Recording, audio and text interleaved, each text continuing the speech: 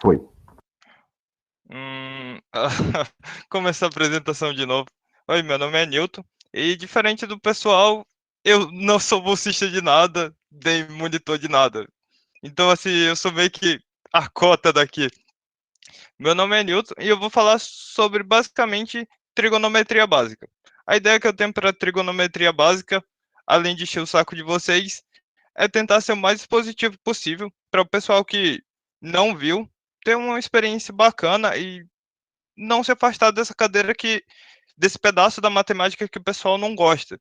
Geralmente no ensino médio a gente vê meio que por cima e que tem uma importância absurda no, no decorrer do curso, nas áreas de cálculo, física, assim, é, principalmente na parte de equilíbrio, funções harmônicas, tem comportamento cossenoidal ou senoidal, então assim, se você vai fazer física, ou você entrou em física querendo fazer engenharia, cara, se você vai para algum canto de exatas, cara, você vai precisar de trigonometria. Então, vamos dar uma olhada aqui no básico de trigonometria que eu separei aqui. E começando com a definição básica de trigonometria, né? Que, como quase tudo da matemática básica, a gente tem que vem da Grécia, né? E é a junção do termo trígon e metrem, que seria triângulo e medidas, a tradução, no caso. Mas eu prefiro relacionar a trigonometria como sendo uma relação entre lados e ângulos. Eu acho que fica mais fácil de entender assim, relacionando com triângulo. Aqui no slide, eu deixei mais coisa, porque eu vou disponibilizar para vocês, para caso vocês queiram dar uma olhada com mais calma. Mas aqui, basicamente, é uma relação dizendo o quanto a trigonometria é antiga e o como ela surgiu e, basicamente, quais as serventias dela na história. Aí aqui a gente cita o grego Newton, uma pergunta. Hiparco. Opa, Tu tá projetando alguma coisa, não? tô. Não tá aparecendo, não? Eu pelo menos não tô vendo. Não sei se o resto do pessoal tá. Deixa eu Também não. tentar mexer. Deixa eu tentar mexer aqui. Tá aparecendo agora? Agora. Foi. Ah, tá. A ideia aqui é tentar ser o máximo dispositivo. Como eu já disse, a trigonometria vem da Grécia. Ressalvas para Hipacarpo, que seria basicamente como se fosse o pai da trigonometria, por ter fundado basicamente uma das primeiras tabelas trigonométricas, né? Embora não se tenha necessariamente um lugar certo, porque existem datações de achados arqueológicos descritas cuneiforme, retratando sobre problemas como seno, cosseno e secante, já na própria Grécia, no próprio Egito, no caso. E existem triângulos de proporção 3, 4 e 5, proporções pitagóricas, em povos árabes, que eles usavam para fazer medições. Então, assim, a trigonometria surgiu na ideia de, tipo assim, da matemática de escassez, mas não se tem um canto necessariamente onde surgiu. Aqui, o uso da trigonometria, no caso, foi o que eu já falei para os nossos cursos de física e cálculo e engenharia, no caso, não tem nada demais, tá? E eu tomei a liberdade de iniciar os slides com o quê? Com o triângulo retângulo. Por quê? Porque a trigonometria, a ideia básica dela surgiu desse cara, do triângulo retângulo. Embora ela, tipo assim, seja o que a gente pode definir como universal para os triângulos, funcionam em todos, a trigonometria, ela surgiu nesse cara, então vamos começar por ele com calma. A ideia aqui é a gente conhecer os lados desse triângulo retângulo. O maior deles, a gente classifica como hipotenusa, e os demais a gente chama de cateto.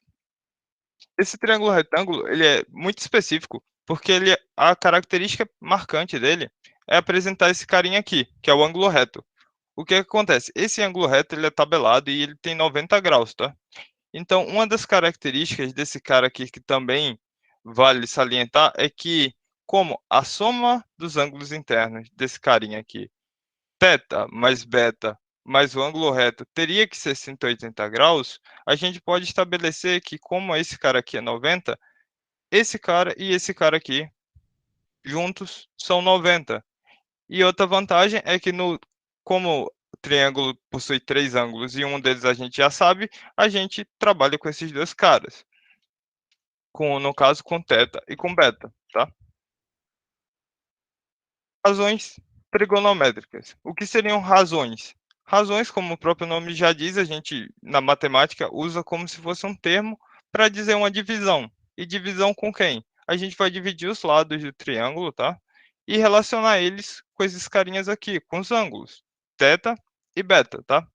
As, as razões que são normalmente mais conhecidas são seno, cosseno e tangente. E eu vou falar sobre elas. Aqui a gente tem um triângulo, tá? Que a gente vai pegar como check-up. E aqui a gente vai falar sobre o seno. O seno ele é representado basicamente assim, como sen, e aqui no meio é basicamente o ângulo na qual a gente está trabalhando, por exemplo, θ ou beta nesse caso. A, a fórmula do seno é basicamente dada da seguinte forma: o cateto oposto ao ângulo que a gente está trabalhando, dividido pela hipotenusa, tá? Estou sendo o máximo dispositivo possível. E o que significa esse termo cateto? Hipotenusa está marcado aqui, já dá para saber que é o x. Mas o que seria o cateto oposto? A ideia de cateto oposto parte da seguinte ideia: a gente seleciona um ângulo, nesse caso o θ, e a gente olha para o ângulo na ideia de tipo como se fosse uma projeção. E a partir dessa projeção desse ângulo, a gente tem mais ou menos uma ideia de que é um cateto oposto. Nesse caso, para θ, a gente tem o quê? Y. Sendo que assim, agora, se a gente pegasse o ângulo beta, será que y também seria cateto oposto? Na real, se a gente projetar o ângulo beta, a gente vai perceber que quem é cateto oposto a beta, na real é w. Então, o que que acontece? Esse termo oposto, ele é relativo ao ângulo que a gente escolhe.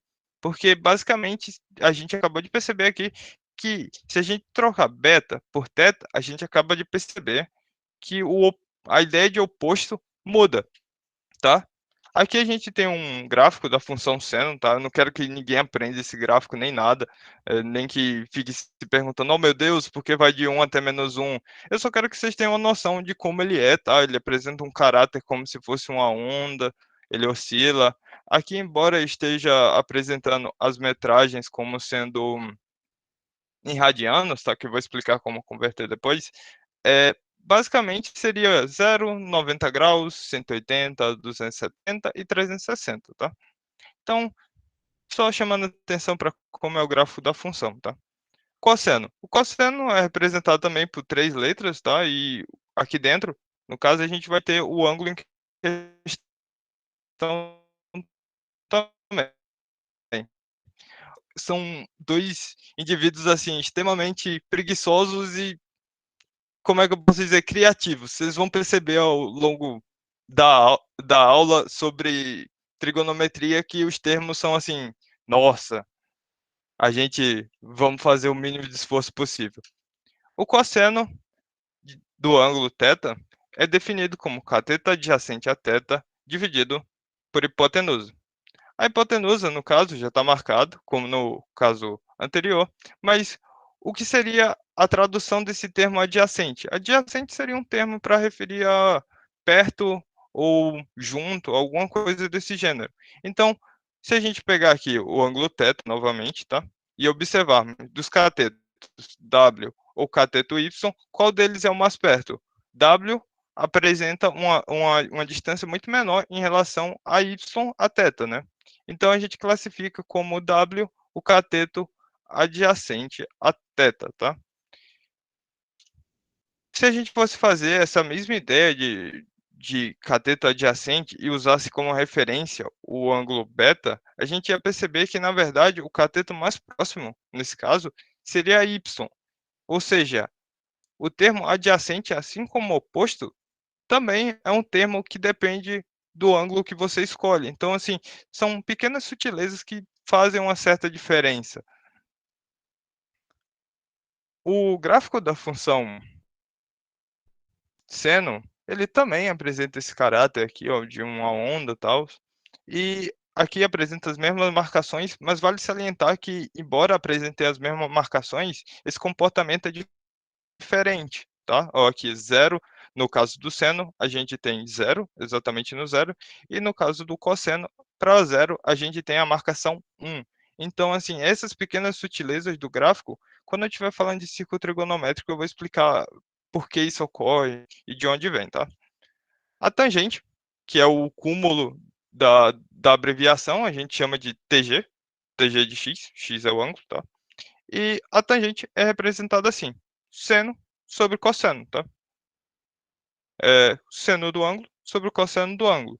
Dá para desenvolver, porque o seno a gente sabe que é quem? Cateto oposto a θ sobre hipotenusa. E o cosseno é quem? É o cateto adjacente a θ sobre a hipotenusa. Divisão de frações, a gente tem o quê? Conserva a primeira fração e multiplica pelo inverso da segunda. Então, a gente vai ter isso aqui. Hipotenusa com hipotenusa vai embora. E no final a gente vai ter o quê? Cateto oposto a θ sobre cateto adjacente a θ. Cara, vale a pena aprender isso aqui? Vale você saber como desenvolve. Mas assim, te aconselho a aprender isso aqui, seno e cosseno, e tu consegue chegar aqui tranquilamente, sem muito esforço, tá? Não precisa ficar se preocupando muito. Agora o que faltou, o gráfico da função tangente, tá?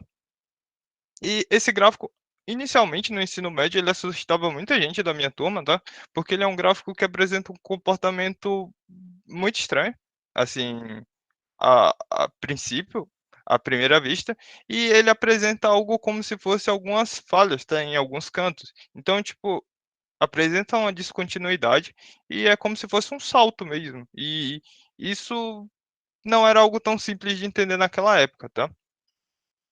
Então, falando sobre círculo trigonométrico, né, a gente vai começar com a circunferência trigonométrica unitária, ou seja, de raio 1, aqui é nosso círculo trigonométrico. Ele é cortado, né, em eixos, cosseno e seno.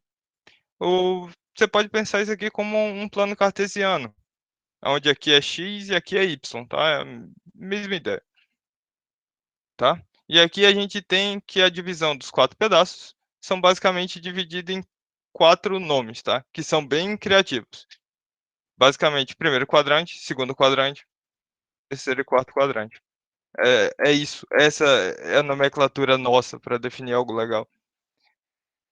No caso aqui, como o raio é unitário e é 1, a gente tem que, pegando no sentido do eixo dos senos, o valor máximo é 1.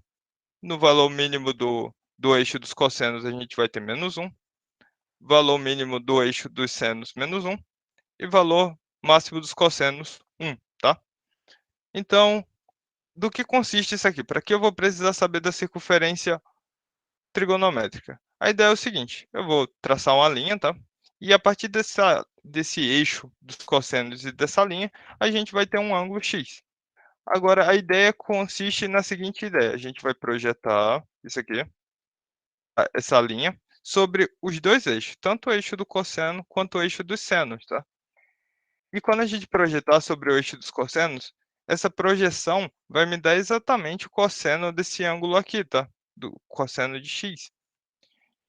E quando a gente projetar sobre o eixo dos senos, a gente vai ter algo que é o seno desse mesmo ângulo. Ah, então você quer dizer que para cada ângulo que eu pegar dos 360 e projetar sobre o eixo dos cossenos e o eixo dos senos, eu vou ter a marcação do seno e cosseno desse ângulo? Uhum. Essa é a ideia do círculo trigonométrico. Aqui a gente vai ter os 3 gráficos de novo, tá? E a partir desse esquema de ideia de, tipo, fixar um ângulo, projetar e encontrar o valor deles, a gente vai trabalhar com as marcações do gráfico. Aqui, por exemplo, vamos começar com cosseno.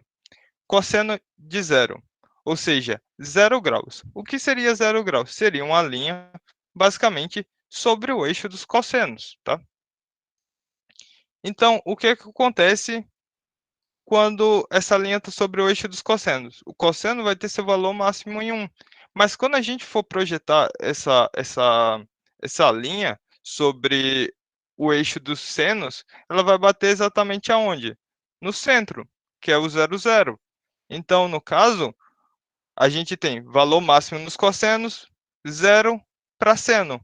Ou seja, Seno, a gente pode definir como seno de zero é zero e cosseno de zero é 1. E, incrivelmente, casa com as marcações. Indo para 90, a gente vai ter que, é o quê? Exatamente a linha do eixo Y, ou eixo dos senos, tá?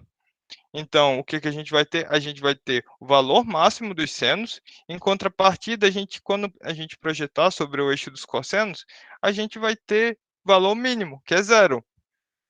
E, coincidentemente, os valores sempre ficam oscilando entre 1 e -1, que é justamente as extensões das pontas da circunferência, tá?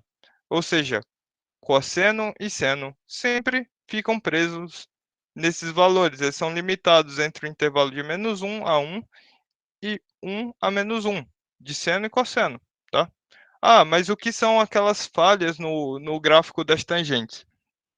Aquelas falhas no gráfico da tangente, se vocês lembrarem, basicamente a fórmula da tangente é o quê? Seno sobre cosseno. A ideia é que na divisão existem uns casos que não meio que funcionam, que são como se fossem anomalias. Por exemplo, dividir por zero é um caso desse. E aí o que acontece? Existem casos que o cosseno dá zero.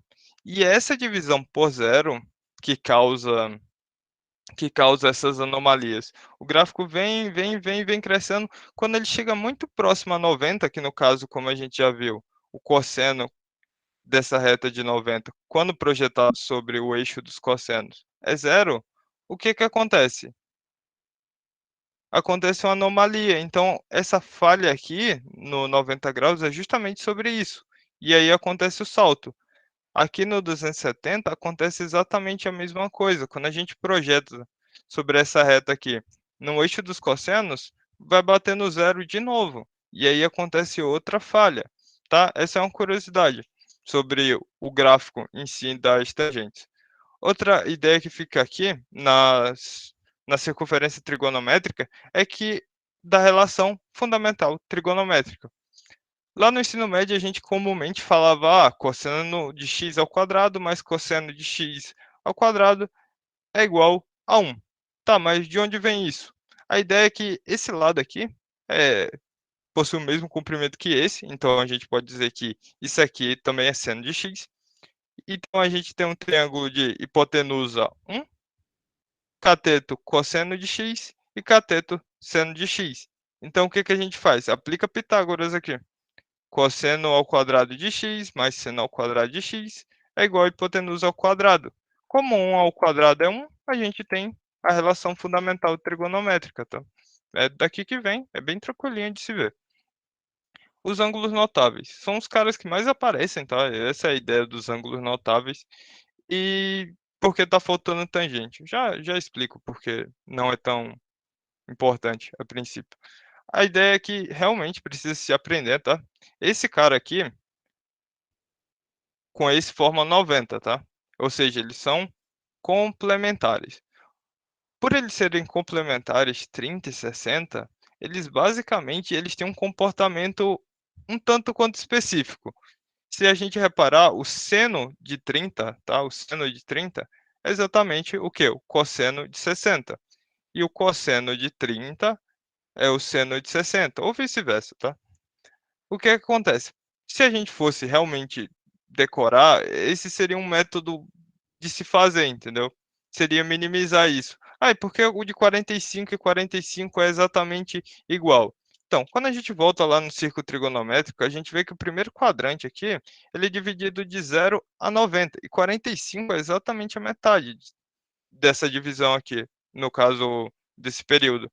Então, quando a gente olha e projeta o de 45 aqui, a linha de 45 e 45 graus, quando a gente projeta ele sobre o seno e o cosseno, a gente acaba percebendo a seguinte coisa, que tanto o seno quanto o cosseno apresentam o mesmo tamanho, e por isso seno de 45 é igual ao cosseno de 45.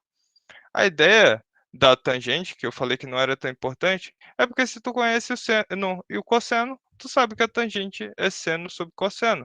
E aí ali na mão tu consegue fazer rapidinho, não tem necessidade de gastar memória com isso, tá? Transformação de graus para radiano. É bem tranquila, tá? A gente diz que para transformar de graus para radianos, a gente multiplica por π e divide por 180, tá? E o contrário também é verdade. A gente, para passar de radianos para graus, a gente multiplica por 180 e divide por π. Que bem tranquilinho. Dois exemplos, tá? 45 multiplica por π e divide por 180 em radianos. E de radianos para graus, multiplica por 180, divide por π, 60 graus. Tranquilo? Mas o questionamento que fica é, tá, o que é um radiano e por que surgiu esse π? A ideia é o seguinte, a gente tem uma circunferência de raio R, e a gente vai pegar esse raio, torcendo um pouco ele, de tal maneira que a gente consiga colocar ele na curvatura da circunferência. Esse arco aqui, em azul, com comprimento R, ele está relacionado a esse ângulo, e essa marcação aqui remete a 1 radiano, tá? A brincadeira aqui consiste em tentar colocar outros comprimentos, outros arcos desse, ao decorrer da circunferência e tentar completar. De spoiler adiante, já digo que não consegue completar. Essa é a ideia. Você consegue colocar 6 desses, exatamente 6 desses, certinho, na circunferência, mas falta um pedaço. Esse pedaço em específico, se a gente fosse muito muquirano para descobrir quanto ele valeria aproximadamente 0,28 radianos, que seria esse comprimento aqui, tá? Então, aonde a gente chegou? A gente pode dizer que chegou no seguinte fato: a gente gasta 6 radianos mais 0,28 radianos para fechar uma circunferência completa. Não entendi. Circunferência completa 6,28. Tá, não deu para entender. Não entendi onde você quer chegar. Se a gente escrever assim, 2 vezes 3,14. 3,14 a gente lembra quem? Π. Então a gente pode dizer que uma circunferência completa vale 2π, exatamente por conta dessa analogia do radianos, tá? E logo, para quem é um pouco meio fissurado em matemática, a gente percebe que se realmente π não valesse 180, que no caso é metade da circunferência, existiria uma perda ou um ganho aqui na informação. Porque no caso aqui a gente está multiplicando por uma quantidade e dividindo pela mesma. Então não altera, essa transição aqui acontece sem nenhuma perda. A gente consegue tanto ir quanto voltar sem perder nada no conteúdo.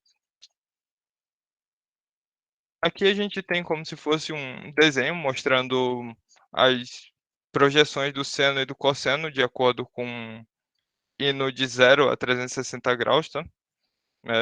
É bem intuitivo. Ponderações sobre o círculo trigonométrico, tá? Algumas vezes no ensino médio já perguntaram, tipo, seno de ângulos que se sobressaem, né, a 360.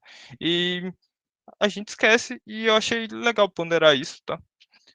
Essa ideia, ela consiste em olhar o círculo trigonométrico e olhar as marcações dele, tá? Por exemplo, aqui a gente, no caso, tem 30 graus, 45 e 60. E o que é o seno e o cosseno? A projeção sobre os eixos, tá? Eixo cosseno, eixo seno. Sendo que quando a gente está olhando essa circunferência, a gente se depara com uma coisa muito específica, até porque tá feita assim para chamar a atenção, que algumas marcações, por incrível que pareça, elas meio que batem umas com as outras. 30 bate com as mesma marcação do seno de 150, 45 com o de 135, 60 com o de 120, aqui no caso no eixo de 60, tá? Então, a gente já começa a ter um certo desdém do, tá, esse acontecimento acontece com todo mundo, com todos os ângulos. Aí eu faço uma proposição. É a seguinte, tá, essa circunferência ela começa de 0 e vai até 360.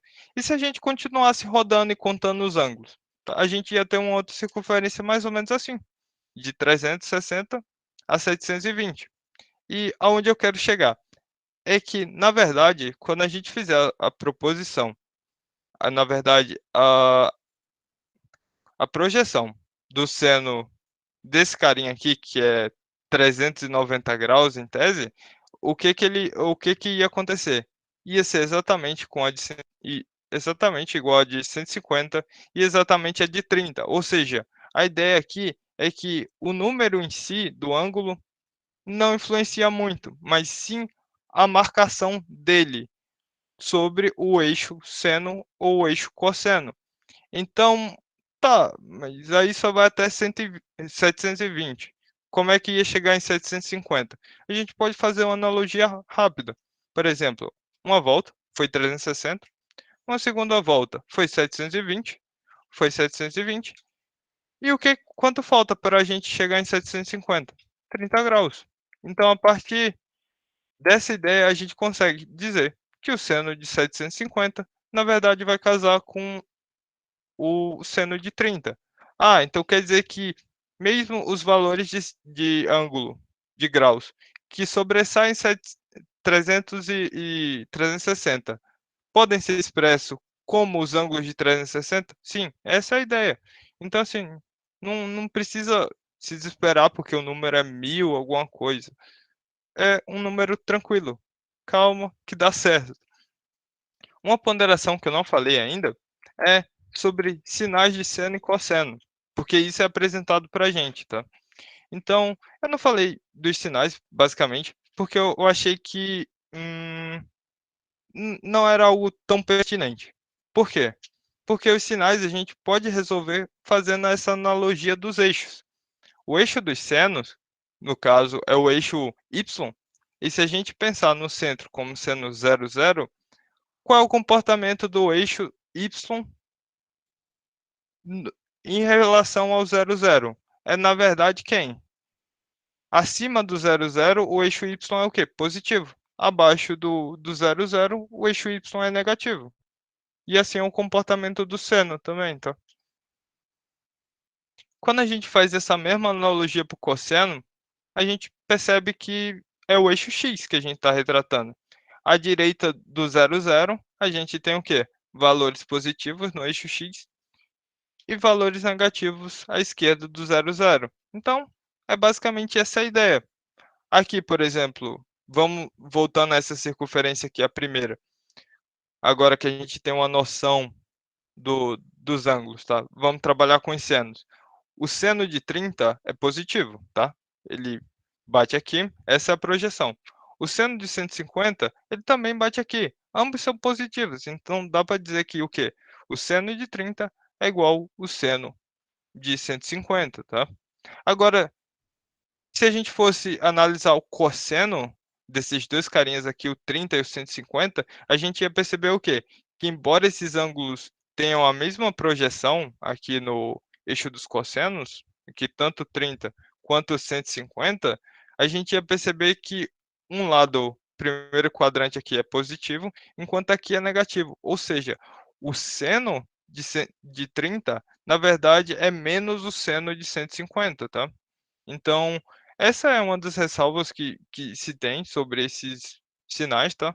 E eu acho que trabalhando com essa ideia dos eixos, você consegue retratar melhor os sinais de uma maneira que fique mais fácil de aprender.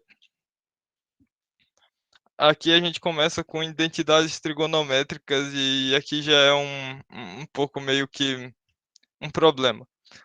Porque as identidades elas são feitas para facilitar e na real elas só servem para afugentar as pessoas, tá? Boa parte do pessoal que olha e que eu tento convencer que trigonometria é uma boa coisa, as pessoas acabam meio que fugindo por conta disso. A relação fundamental, já mostrei de onde vem, tá? E aí vem as relações inversas, que é cossecante de x, que a gente pode dizer que é 1 sobre seno de x. A gente pode trabalhar assim, para mostrar que isso aqui é uma divisão de frações. Conserva a primeira, multiplica pelo inverso da segunda. E a gente vai ter hipotenusa sobre cateto oposto, que é exatamente o que se propõe, porque o que? O seno é cateto oposto a x sobre hipotenusa, tá? secante de x é 1 sobre cosseno, e da mesma maneira ela termina como hipotenusa, cateto adjacente a x, exatamente o oposto do cosseno. A tangente, no caso a cotangente, é o oposto da tangente. Assim como a tangente era seno de x sobre cosseno, a cotangente é o quê? Cosseno sobre seno. Dá para chegar na mesma marcação desenvolvendo, tá? De catetos, mas eu aconselho ficar aqui mesmo. Você consegue desenvolver, não tem tanto problema. E as identidades de simetria. Eu pensei em só deixá-las no slide, mas eu percebi que tem uma sutileza muito legalzinha para falar delas e eu acabei meio que colocando, que é nesse termo aqui, que eu estou passando a seta. Esse cara aqui, a gente consegue escrever ele como sendo menos 1 que multiplica o seno de x. Tá, isso aí é aceitável, dá para entender. Mas o que seria esse seno desse carinha aqui? Porque isso aqui não é um simples multiplicar. Seria o quê? O arco negativo, o, o seno do arco de menos x. Que interpretação esse cara tem? É uma sutileza da interpretação desse pedaço. E como é que eu vou responder isso? A ideia é o seguinte: a gente tem um círculo trigonométrico e lembra que era primeiro, segundo, terceiro, quarto quadrante? E eu faço uma pergunta. Por que na verdade não é o contrário? Não é primeiro, segundo, terceiro e quarto? Porque, porque na real aqui o que fica entendido é que existe na real um sentido, né? De ir do primeiro para o segundo para o terceiro nesse sentido e no sentido horário, né? Então a gente tem basicamente dois sentidos, sentido horário e sentido anti-horário. Por mais que não pareça, ou para quem não tem muito costume, a física e a matemática ela costumam relacionar o sentido anti-horário como sendo o sentido positivo e o sentido horário como sendo o sentido negativo, tá? De tal maneira que a gente faz os ângulos sem perceber, mas os ângulos que a gente demarca, eles na real são no sentido anti-horário, tá? Eles são a partir do eixo X até o ponto, e não, tipo, até a marcação, no caso. Aí o que que a gente tem aqui, ó? Se a gente pegar nossa circunferência trigonométrica e fizermos uma marcação e chegarmos no ângulo X, o que seria o seno do menos x? Seria o quê? Andar x no sentido o quê? Horário. Já que a gente já andou no sentido anti-horário, seria o termo normal, né? Seria o nosso x aqui, seria esse arco aqui. E o sentido anti-horário seria, basicamente, andar x no outro sentido. No caso, esse sentido aqui, horário. A ideia aqui é projetar sobre os senos, e quando a gente projetasse sobre os senos, a gente ia chegar à seguinte conclusão, que esse pedaço é igual a esse. Aqui existe uma particularidade de multiplicar por menos 1. Eu vou explicar por que disso. Porque ao multiplicar esse pedaço de cima exatamente por menos 1, ele ia descer. Eu preferi deixar assim porque fica bem exposto a ideia de que realmente são iguais, entendeu? Você consegue ter uma ideia planificada de que realmente isso funciona, essa identidade trigonométrica. Ah, mas por que eu preciso aprender isso em específico? É porque, em alguns casos, a gente vai trabalhar com problemas exatamente aqui dentro. E aí possa ser que o resultado das somas dessas constantes dê um resultado negativo. Então, assim, para não ter que parar o problema do meio do nada, a gente meio que usa essa relação. A gente iguala essa relação e dá prosseguimento ao problema como se não fosse nada. Outra identidade, agora que a gente já sabe que é no sentido horário, essa ideia do arco, no sentido anti-horário, a gente consegue visualizar ele no sentido horário e no sentido anti-horário mais rápido, e a gente chega que realmente o cosseno do arco negativo, ou no caso do arco no sentido horário, é igual o cosseno do arco no sentido o quê? Anti-horário. E realmente, quando a gente projeta, os dois são iguais. O da tangente é basicamente a mesma ideia do seno, tá? Então, vou deixar só no slide para quem quiser ver depois, mas é isso, tá? Agora, soma e subtração de arcos. Hum, aqui é meio difícil de engolir, tá? Porque, como é que eu posso dizer? Não é tão na cara, não é tão expositivo isso aí, tá? Não é tão simples quanto parece. Aqui a gente tem um exemplo do seno da soma de 30 graus mais 30 graus, no caso. A gente tem a soma de dois arcos de 30 graus, e aí a gente iguala a seno de 60, e o seno de 60 realmente é raiz de 3 sobre 2. Até aí tudo bem. Tá aí, Newton. Não vi problema nisso, tá? Agora, imagine que a gente meio que aplica uma distributiva nesse carinha aqui, nesses carinhas aqui. O que que vai acontecer? É que, na real, a gente vai ter uma soma de dois senos, e cada um deles tem valor o quê? 0,5. E a gente chega em um valor diferente. E qual está certo? O de cima. Isso aqui está errado. Mas existe uma explicação de por que isso aqui funciona. E para calcular a soma desses caras aqui, da soma do arco, a gente chega numas fórmulas não tão agradáveis de se ver, que é essa daqui. Para seno, para cosseno, a subtração dos arcos para o seno e para o cosseno, tá? Então, isso aqui não é satisfatório. Eu gosto de mostrar de onde vem, tá? Essa é a ideia. Mas como o tempo é apertado, eu vou deixar no slide passo a passo e eu vou só adiantar e falar por cima, tá? Como é que se funciona. A ideia aqui consiste em fazer triângulos retângulos, tá? Uns sobre os outros, para aproveitar e relacionar eles, tá? Você pode perceber que o primeiro triângulo retângulo ele tem a hipotenusa em cima da diagonal do triângulo retângulo, tá? A gente vai fazer um segundo triângulo retângulo, que vai ficar a hipotenusa desse segundo triângulo vai ser exatamente o lado T. E aqui a gente começa a trabalhar o início das ideias, que seria esse triângulo preto, ele é quem? A soma de A mais B, tá? E o que seria o seno desse carinha aqui? Seria seno da soma é x sobre a hipotenusa, que é 1. Ou seja, a gente pode dizer que o seno da soma é igual a x. Igualmente, a gente vai fazer o mesmo processo para o cosseno. Depois a gente vai pegar o segundo triângulo retângulo, o azul, relacionar basicamente da mesma forma, tá? Ah, e o outro, a gente vai relacionar da mesma forma, tá? A ideia é construir o seguinte, é relações entre esses carinhas aqui, tá? E no caso aqui, a gente vai ter o quê? Seno de B é quem? W sobre T. Opa, mas T é quem? Cosseno de A. Então, quando a gente isolar o W, a gente vai ter que o W vai corresponder a esses carinhas aqui, tá? Ah, mas tá longe de ser aquela que você apresentou. Tá bom. O que que a gente precisa para continuar? A gente precisa de mais um triângulo retângulo. Aqui é só o cosseno, tá? O que que a gente precisa? Mais um triângulo retângulo. Sendo que esse tem um problema. A gente não tem a noção dos ângulos. Então, o que que a gente vai fazer?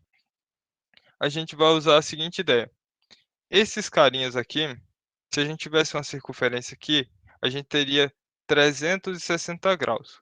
Como a gente só tem metade, 180. Então, a interrogação mais o ângulo reto, mais o ângulo representado por μ, ele é basicamente 180 graus, tá? Mas quem é μ?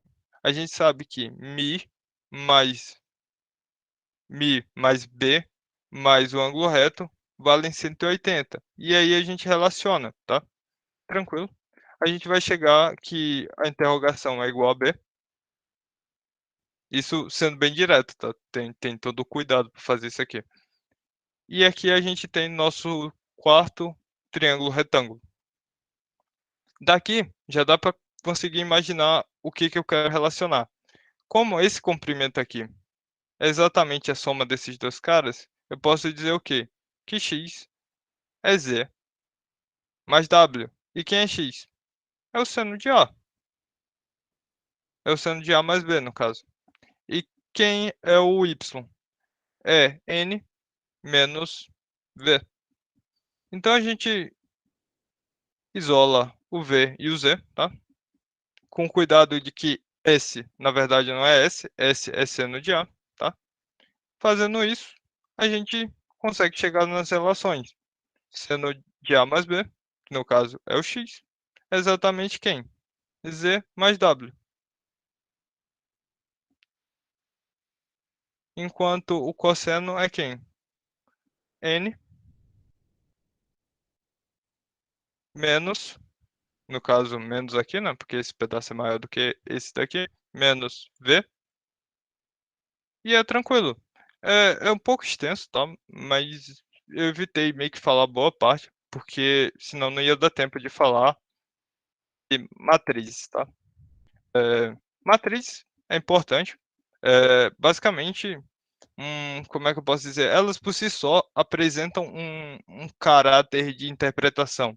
Elas, dependendo do que se estuda, elas apresentam um teor de abranger diversas partes do conteúdo. Por exemplo, em cálculo vetorial, vocês vão usar muita matriz, cálculo numérico também. Então, é importante a utilização de matriz. As matrizes, elas são basicamente feitas com essa cara aqui, uma matriz X genérica. Ela apresenta M traço N. O que seria isso? M, na verdade, é a marcação de linhas, tá? Enquanto N é a marcação de colunas. Não entendi. Calma, vou ficar mais fácil com exemplo. A ideia de matriz é basicamente simples, tá? Uma ressalva é que normalmente a gente vê matriz entre colchetes ou parênteses ou barras, mas todos eles tantos fazem, não importa, não influencia em basicamente nada, tá? Aqui a gente tem um gráfico, uma tabela sobre espécimes de bolo e referente ao mês, à venda, né? E a gente pode pegar essa tabela e transformar numa matriz, que representa o mesmo comportamento, tá? Se a gente parar para analisar quantas linhas e quantas colunas essa matriz tem, uma linha, seria a linha 1, a linha 2, a coluna 1, a coluna 2. Ou seja, essa é uma matriz de quê? 2 por 2, duas linhas, duas colunas, tá?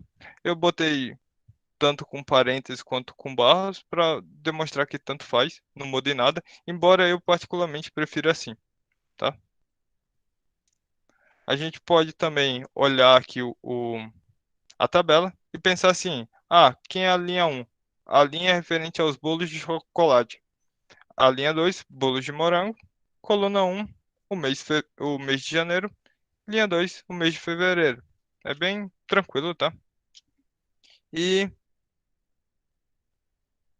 aqui a gente vai ter uma matriz 2x2 genérica, que é normalmente retratada com em muitos sites que a gente vê aí de matrizes ou aulas de matrizes. É normal a gente ver a matriz sendo chamada por uma letra maiúscula e dentro dela tem essas letras minúsculas acompanhadas desses números. Mas para que serve esses números? É só de enfeite? A ideia é que é como se fosse um sistema de coordenadas, tá? A gente chama isso aqui como sendo I e J. Mas a ideia, a princípio, desses números é que eles dizem a respeito a como se fosse a localização desses termos. Por exemplo, 1, 1. Qual seria a ideia desses dois valores 1? É que o primeiro termo, ele diz respeito a, basicamente, a coluna, na verdade a linha, e o segundo a coluna. Por exemplo, primeira linha, coluna 1, 1, 1. Primeira linha, coluna 2. E por assim diante. Essa é a ideia desses, como é que eu posso dizer, desse sistema de coordenada IJ, tá? Aqui a gente tem, aqui especificando o que eu já falei, tá? Aqui também especificando que a letra maiúscula a gente classifica para nomear, enquanto a minúscula são os itens de entrada. tá? E aqui a gente tem uma matriz 3x3 genérica, tá? Aqui, linha 1, linha 2, linha 3, coluna 1, coluna 2, coluna 3, tá? Essa seria a ideia. E aqui eu gostaria de falar sobre diagonal principal. O que seria a diagonal principal? É todos os caras quando a gente projeta uma linha que corta aqui, ó. Essa linha é a diagonal principal. Quem são os elementos da diagonal principal? Daqui, B11, B22, B33. Se a gente fosse olhar essa matriz aqui, quem seria a diagonal principal? A11, A22. Tranquilo, né? A ideia de diagonal principal é que exista realmente uma diagonal o quê? Secundária. E a diagonal secundária, ela é exatamente igual à diagonal principal, sendo que no outro sentido. Então, nesse caso aqui, quem é a diagonal secundária é B13, B22, B31. Hum, tem dúvida? Alguém? Ah, tá, tá. Eu tenho só em relação, por exemplo, uma matriz que tenha Hum, o tamanho 3 por 4, por exemplo, como é que seria a diagonal principal dela? então, é que não cheguei a explicar, mas as diagonais, como é que eu posso dizer? Como é que eu posso dizer? A diagonal principal dessa matriz, ela basicamente funciona para matriz quadrada, sabe? O que que acontece? Quando a gente tem uma matriz de quatro entradas, como é que eu posso dizer? Não teria como passar de maneira uniforme sobre todo mundo, entendeu? Entendi. Seria mais ou menos essa a ideia. É Então, no igual. caso, Pode falar. então, no caso, só tem diagonal principal, matriz que seja simétrica, digamos assim, mesma quantidade Então, de linhas. essa seria a ideia. Até porque geralmente o uso da matriz ele está muito relacionado com o determinante. E o determinante ele é relacionado com matrizes que são quadráticas, por exemplo, um por um, 2 por 2, 3 por 3. Então, matrizes que geralmente são 2 por 3, 1 por 3, geralmente não possuem determinante, tá? Deu para tirar a dúvida? Deu sim, obrigada. É, como tá faltando pouco tempo, eu acho que eu já vou direto para determinante, tá? Já que tá faltando pouco tempo. O determinante é uma operação que a gente efetua, tá? O determinante de uma matriz genérica W é representado assim, det, e aqui a gente tem a matriz no caso. E ele tem um método bem mecânico de se fazer, tá? Para matriz 1 por 1 e matriz 2 por 2, que se sujeita à seguinte ideia: a gente vai pegar os elementos da diagonal principal menos os elementos da diagonal secundária, tá? A gente tem, no caso aqui, uma matriz X de linha 1 em coluna 1, tá? Então ela se resume a só esse carinha aqui. E por conta disso, a gente pode dizer que o determinante diagonal principal é só esse cara, né? Então, agora se a gente tem uma matriz genérica Y 2 por 2, a gente, no caso, vai ter o quê? Diagonal.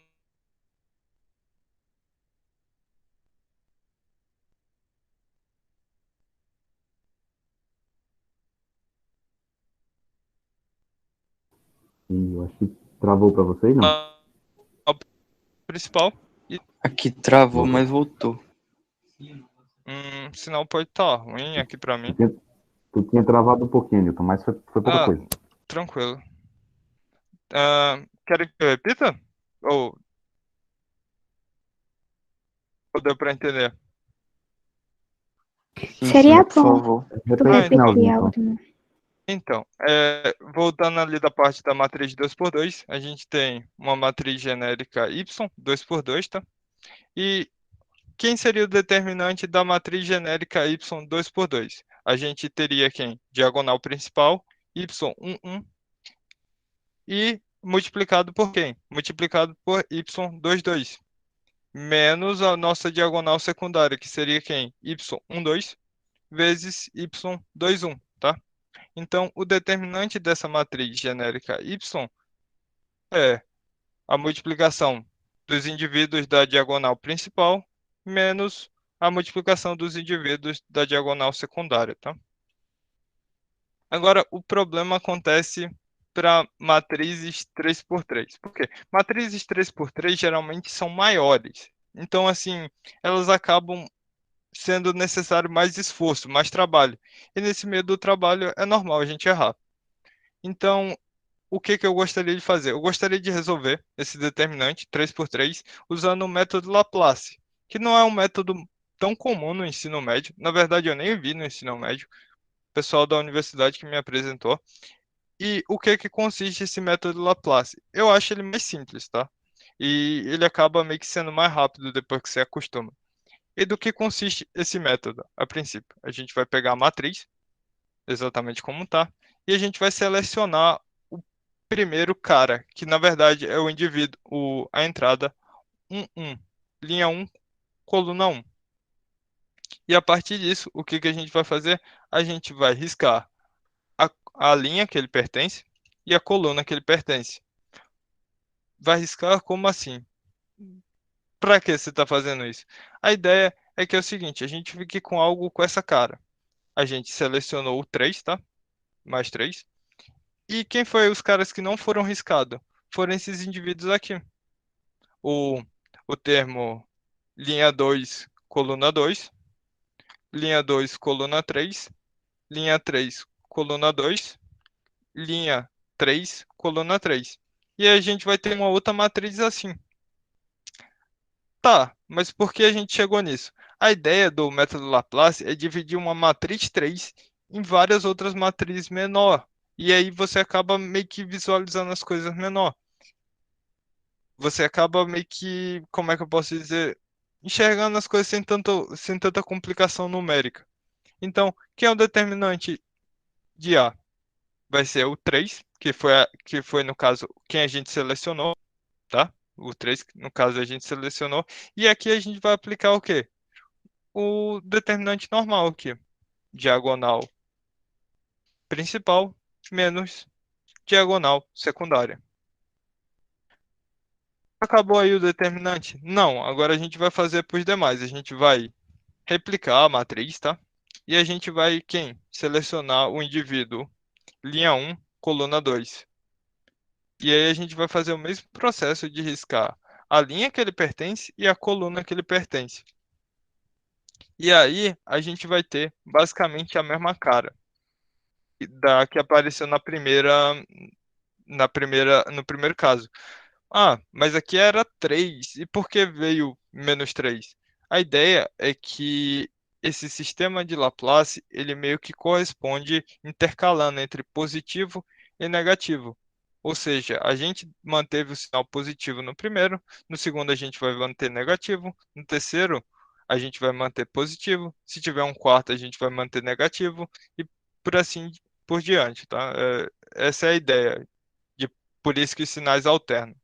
Aí aqui a gente vai fazer exatamente a mesma coisa, o menos 3 que a gente selecionou apareceu. A gente vai atacar na diagonal principal menos a diagonal secundária, tá? Último, terceiro e último termo, linha 3, coluna, não, linha 1, coluna 3, tá? A gente vai riscar a primeira linha e a terceira coluna, tá? E agora a gente vai ter, era 4, tá? Enfim. A gente, no caso, vai ter essa pequena matriz aqui, multiplicado pelo 4, que está errado. E isso coincide com a seguinte ideia, de que quando a gente for dividindo, a gente vai ter basicamente as matrizes maiores sendo divididas em matrizes menores, tá? E a partir dessas matrizes a gente vai ter os processos que estão aqui, tá? Listados. E aí a gente vai acabar resolvendo pedaço por pedaço e depois juntando tudo. Essa é a ideia do método Laplace. Assim, a princípio, apresentado de uma forma assim, não parece o método tão atrativo quanto o que a gente sempre usava no ensino médio. Mas com uma certa prática, ele se demonstra um método bem mais eficaz para resolver determinantes 3x3, tá? Então, como o tempo já deve ter acabado, eu já devo ter passado, eu vou parar por aqui, tá? Eu vou disponibilizar o, o slide com o pessoal do grupo para eles passarem para vocês no grupo dos feras, tá? Caso alguém queira olhar. E no mais é isso. Eu agradeço, vocês foram minha cobaia, acho que é minha primeira aula de todas, então só posso agradecer. Obrigadão. Foi muito boa a aula, viu? Valeu, Newton. Obrigado. Alguém tem alguma Foi. dúvida? Obrigado.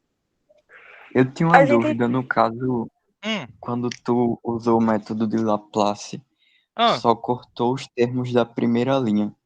No caso da segunda linha, não é preciso não, e nem da terceira. então, é porque é o seguinte, quando a gente seleciona, tá aparecendo para vocês? Tá, tá. Quando você seleciona um indivíduo, uma entrada no caso, o que que a gente faz? A gente corta a linha que ele pertence e a coluna que ele pertence, entendeu?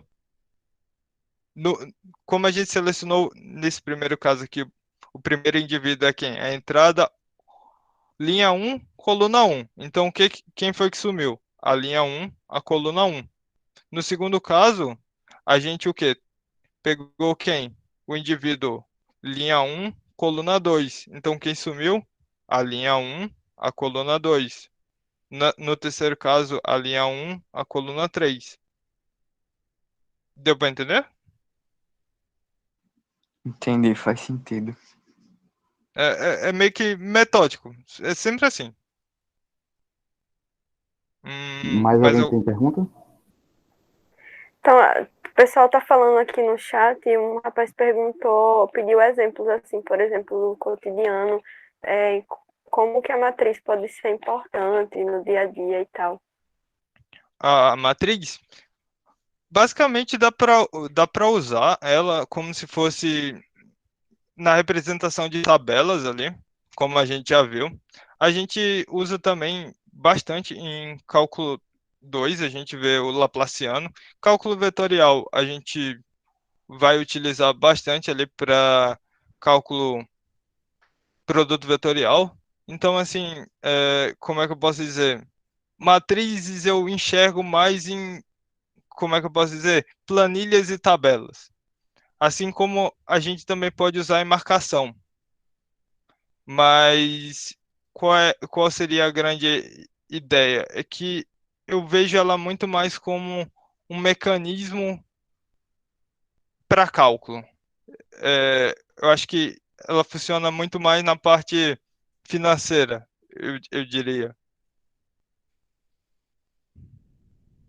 A gente tava comentando isso lá também. Ah, cadê? Deixa, Deixa eu ver se posso tem fazer mais. um comentário, Newton? Pode. Eu não sei se encaixa no cotidiano isso, Uhum, mas se encaixa no cotidiano dos físicos, né? Principalmente aham, quando vocês forem estudar mecânica quântica, por exemplo, né? Vocês vão todo operador de mecânica quântica, operador ou observável, como a gente chama, é aquilo que faz a medição. Então, se você quer medir posição, momento, energia, momento angular, qualquer coisa que você queira medir numa partícula, num sistema quântico, a representação matemática desses observáveis ou desses operadores é uma matriz, certo? Então, é uma coisa que você vai usar muito no contexto do formalismo da mecânica quântica, são matrizes, tá bom, gente? Então, é uma aplicação para os físicos bastante fundamental. Você não consegue fazer nada em mecânica quântica se não souber trabalhar com matrizes, tirar traço de matriz, que é uma coisa que vocês vão ver mais para frente o que é, fazer um determinante, tudo isso necessário. Hum.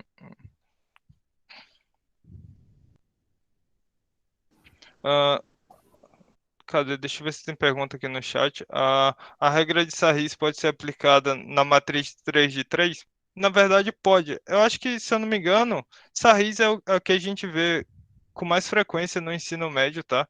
Eu só quis trazer o método Laplace porque eu acho diferente e achei pertinente. Porque, de certa forma, depois que você aprende, fica mais direto, eu acho, para utilizar. Mas pode usar sim, pode usar sim. tá? Os meninos que estão há mais tempo estavam falando ali que a matriz se comporta como um vetor, né? A gente vê algumas generalizações em álgebra linear sobre esse, acho que é isomorfismo o nome, tá? Então, mais alguma pergunta? Mais alguma pergunta?